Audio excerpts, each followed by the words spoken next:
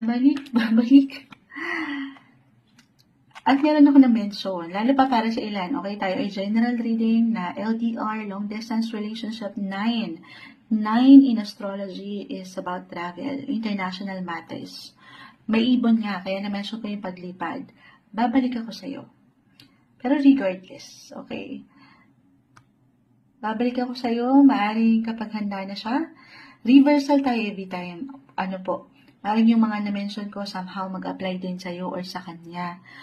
Maaaring yung resulta, yung bunga, meron muna itong inuuna, magpapalakas muna, maghihintay ng resulta para maibigay sa'yo yung alam niyang, sabi ko nga, deserve mo. Pera, ayan, or yung fulfillment, yung happiness, na alam niya, na para sa'yo talaga. Kalimutan natin ang nakaraan bagay na bagay.